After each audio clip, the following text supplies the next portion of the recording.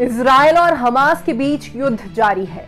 नमस्कार, मैं हूं अंजलि और आप देख रहे हैं न्यूज 18 हिंदी ओरिजिनल। 7 अक्टूबर 2023 को हमास ने इजराइल पर 5000 रॉकेट दागे थे, जिसके बाद इजराइल ने भी युद्ध का ऐलान कर दिया था। फिर शुरू हुई खूनी जंग। इजराइल और गाजा पट्टी पर कई लोग मारे गए। सड़कों पर आग का गोला बनी गाड़ियां, घायलों की भीड़ से खचाखच भरे अस्पताल। जंग ने भयावह मंजर दिखाया। नवंबर के महीने में कुछ दिनों के लिए युद्ध विराम भी लगा। अब किसने पाल ली इजराइल से दुश्मनी? दोनों तरफ से बंधकों को छोड़े जाने की शर्त पर जंग को कुछ समय के लिए रोका गया, लेकिन अब इजराइल से जुड़ी एक रिपोर्ट आई है जिससे यह कहा जा सकता है कि हमास के अलावा भी कोई इजराइल से दुश्मनी पाल रहा है। अब रॉयटर्स की एक रिपोर्ट के अनुसार यूएस मिलिट्री का कहना है कि लाल सागर में 3 कमर्शियल जहाजों पर हमला हुआ है।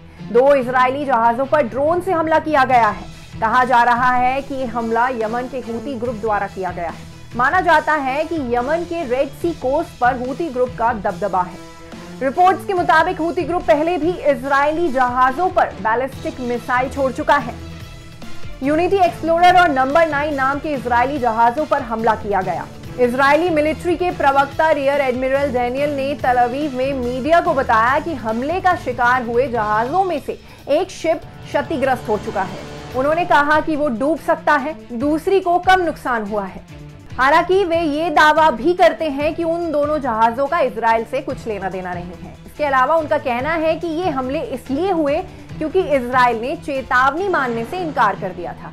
दरअसल उनका कहना है कि इजराइल पर इस्लामिक देशों की ओर से लगातार फिलिस्तीन का साथ देने का दबाव बनाया जा रहा है, साथ ही यमन के लोगों की शर्तें मानने का भी। उन्हें शक है कि इसके पीछे ईरान का हाथ हो सकता है। रिपोर्ट के मुताबिक मिडिल ईस्टर्न वाटर्स में हमले 7 अक्टूबर को इजराइल हमास के बीच जंग छेड़ने के बाद से शुरू हुए हैं।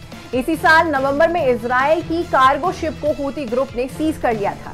बात इजराइल हमास वॉर की करें तो इजराइल की डिफेंस फोर्स ने हमास का नामो निशान मिटाने की कसम खा ली है। फॉक्स न्यूज की एक रिपोर्ट के मुताबिक हमास को खत्म करने के प्लान को इजराइल ने ब्लॉकेज स्ट्रैटेजी नाम दिया है। इसके तहत अलग अलग ठिकानों से हमास को खदेड़ा जाएगा। जहां इजराइल के हमले के कारण गाजा के लोग खून के आंसू रो रहे हैं, वैसे ही इजरायली लोगों की हालत भी खस्ता बताई जा रही है। टाइम्स ऑफ इजराइल के अनुसार लेबनान के आतंकी संगठन हिजबुल्लाह ने इजराइल पर एंटी टैंक मिसाइलों से हमला किया है, जिसका जवाब इजराइल जल्द ही दे सकता है। जानकारी के लिए बता दें कि अब इजराइल और गाजा पर आसमान से नजर रखी जाएगी। दरअसल ब्रिटेन की डिफेंस मिनिस्ट्री ने जानकारी दी है कि इन दोनों जगहों की स्थिति जानने के लिए ब्रिटेन की रॉयल एयर फोर्स ड्रोन्स का इस्तेमाल करेगी और सर्विलांस करेगी। इन ड्रोन्स का इस्तेमाल हमले के लिए नहीं किया जाएगा। इस टॉपिक पर आपका क्या कहना है, हमें कमेंट सेक्शन में बताएं। साथ ही वीडियो को शेयर करना ना भूलें।